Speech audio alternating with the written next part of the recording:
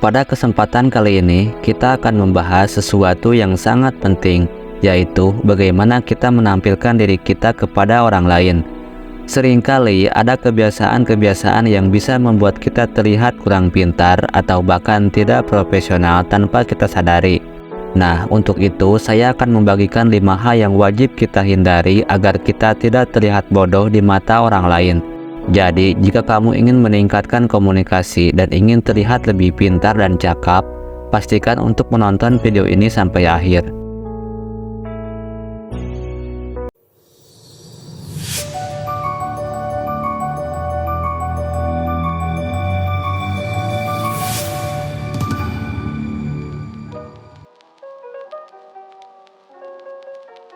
Inilah 5 hal yang tanpa sadar membuatmu terlihat bodoh. Yang pertama, terlalu banyak bicara. Terlalu banyak bicara bisa membuat orang lain merasa tidak nyaman. Ini bukan hanya tentang jumlah kata yang keluar dari mulut kita, tapi juga tentang memberi ruang kepada orang lain untuk berbicara. Ketika kita terlalu mendominasi percakapan, seringkali kita tidak menyadari bahwa kita mungkin menghalangi orang lain untuk menyampaikan ide atau pendapat mereka. Ini bisa membuat kita terlihat egois dan kurang memperhatikan kebutuhan komunikatif orang lain. Lalu, apa yang bisa kita lakukan untuk memperbaikinya? Pertama, kita bisa belajar menjadi pendengar yang lebih baik. Dengarkan dengan sungguh-sungguh apa yang orang lain katakan dan berikan tanggapan yang menunjukkan bahwa kita benar-benar memahami mereka, bukan hanya menunggu giliran untuk berbicara lagi. Kedua, kita perlu berlatih berbicara secara efisien.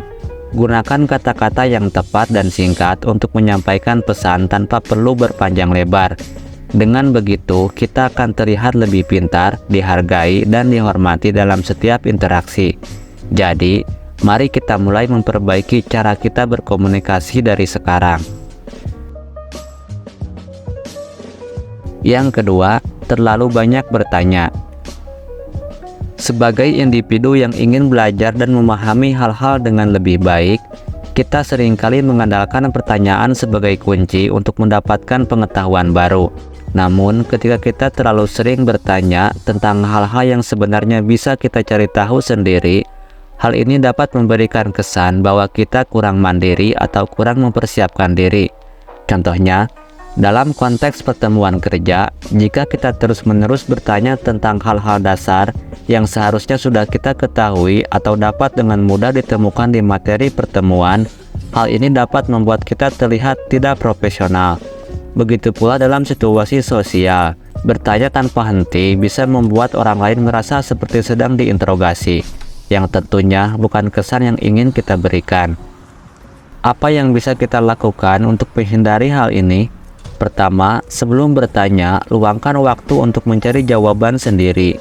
Manfaatkan sumber-sumber informasi yang tersedia seperti internet, buku, atau sumber informasi lainnya. Kedua, ketika kita memutuskan untuk bertanya, pastikan pertanyaan kita jelas dan to the point, sehingga orang lain dapat memberikan jawaban yang efektif dan efisien. Ingatlah, bertanya memang penting, namun menunjukkan bahwa kita telah berusaha mencari jawaban sendiri sebelum mengajukan pertanyaan juga penting untuk membangun citra diri yang kompeten dan mandiri.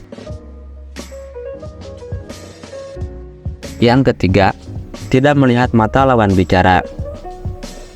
Menghindari kontak mata saat berbicara dapat memberikan kesan bahwa kita tidak percaya diri, tidak tertarik, atau bahkan tidak menghormati orang yang kita ajak bicara. Kontak mata adalah salah satu kunci utama dalam komunikasi nonverbal.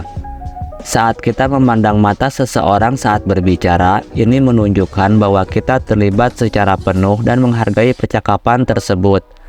Tanpa kontak mata, pesan yang kita sampaikan bisa terkesan kurang tulus atau bahkan dianggap tidak jujur. Lalu, bagaimana cara memperbaiki hal ini? Pertama, cobalah untuk secara sadar mempraktikkan kontak mata yang seimbang saat berbicara.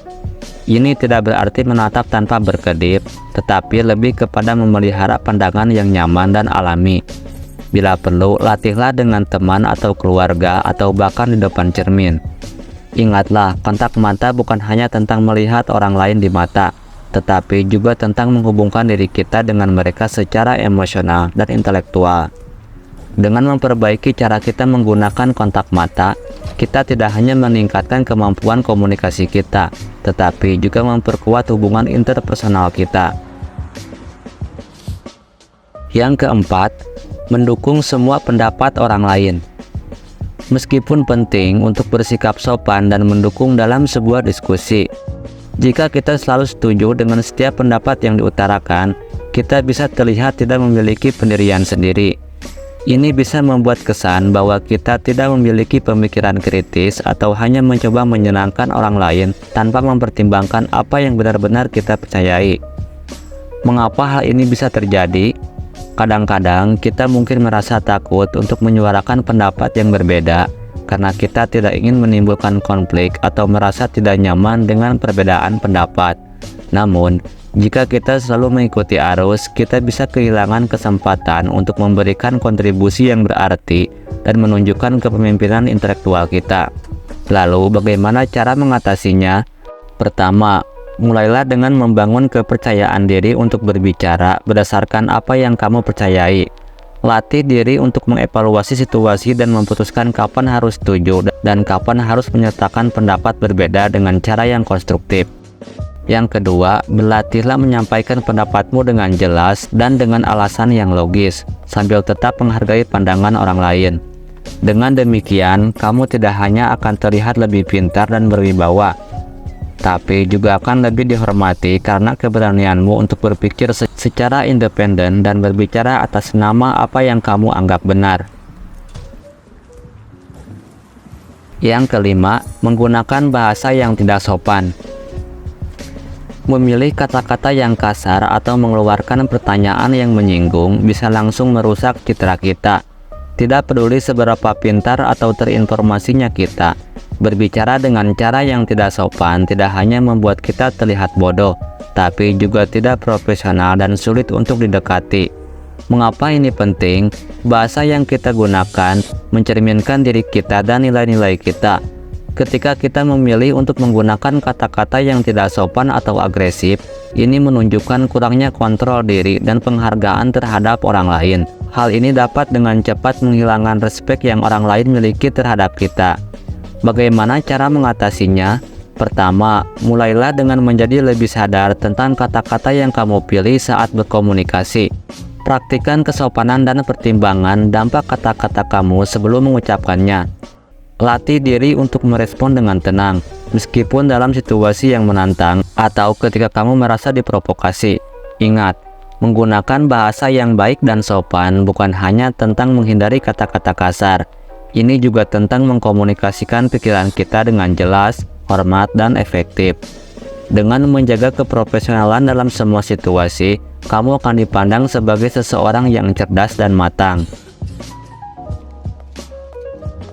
Mari kita ingat bahwa kesadaran akan cara kita berkomunikasi adalah kunci untuk menghindari jebakan-jebakan yang membuat kita terlihat kurang cerdas. Jaga kesopanan dalam bahasa kita, karena itu mencerminkan kecerdasan dan membangun hubungan yang baik. Dengan memperhatikan kata-kata kita dan merespon dengan tenang, kita dapat membentuk citra yang cerdas dan dihormati. Terima kasih telah menyimak, semoga pembahasan ini memberikan wawasan berharga. Jika video ini bermanfaat, silakan like, share, dan subscribe.